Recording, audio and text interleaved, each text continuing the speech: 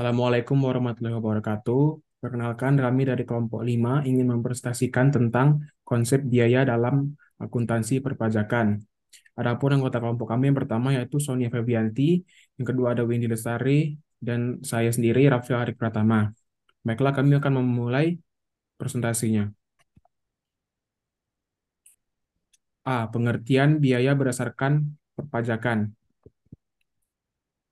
Berdasarkan Undang-Undang Nomor 36 Tahun 2008 dikatakan bahwa deductible expense merupakan suatu kebijakan biaya yang telah diatur untuk mengurangi penghasilan kena pajak atau penghasilan bruto dengan tujuan untuk mendapatkan menagih serta memelihara penghasilan pajak. Dengan kata lain, deductible expense dapat diartikan sebagai biaya-biaya pengurang pajak.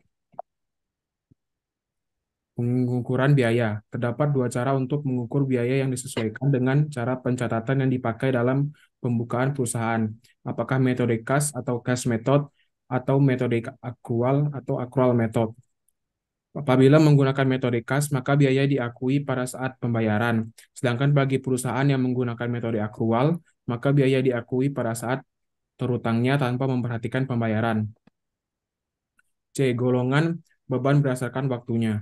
Satu beban atau biaya yang mempunyai manfaat tidak lebih dari 1 tahun. Beban yang mempunyai manfaat tidak lebih dari 1 tahun merupakan merupakan biaya pada tahun yang bersangkutan. Misalnya gaji, biaya administrasi dan bunga, biaya rutin, pengolahan limbah, dan sebagainya. Dua, beban atau biaya mempunyai masa manfaat lebih dari 1 tahun.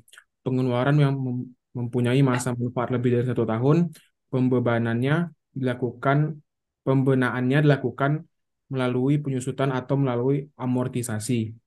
Selanjutnya dilanjutkan oleh Sonia. Baiklah, D. Pengeluaran yang dilakukan oleh wajib pajak.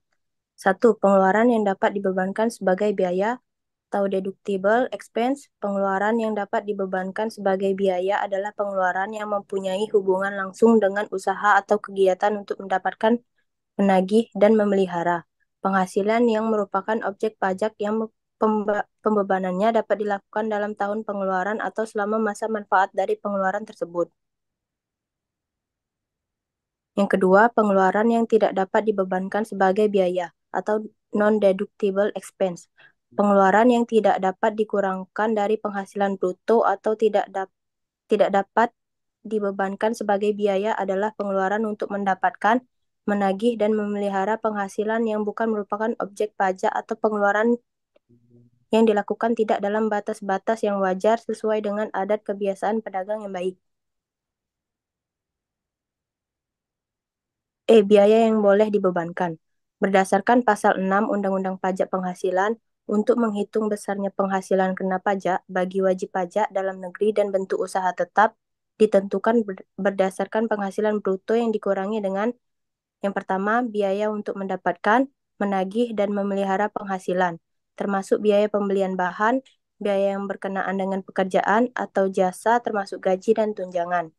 Yang kedua, penyusutan atas pengeluaran untuk memperoleh aset, aset berwujud dan amortisasi atas pengeluaran untuk memperoleh hak atas biaya lain yang mempunyai masa manfaat lebih dari 1 tahun. Baiklah, selanjutnya akan dilanjutkan oleh Windy. 3. Kerugian karena penjualan atau pengalihan aset yang dimiliki dan digunakan dalam perusahaan atau yang dimiliki untuk mendapatkan, menagih, dan memelihara penghasilan. Yang keempat, kerugian selisih kurs mata uang asing.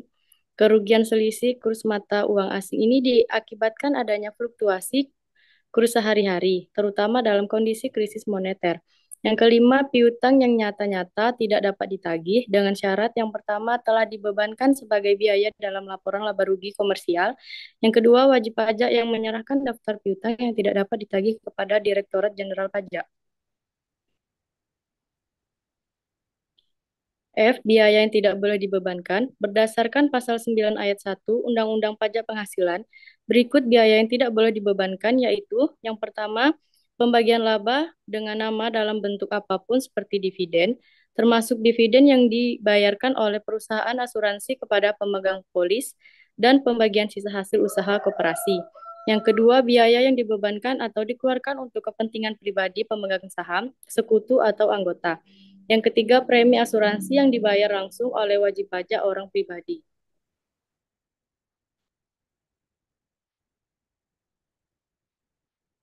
Yang keempat, harta yang dihibahkan kepada keluarga serta bantuan atau sumbangan termasuk zakat yang diterima oleh Badan Amil Zakat atau Lembaga Amil Zakat yang disahkan oleh pemerintah dan para penerima zakat yang berhak.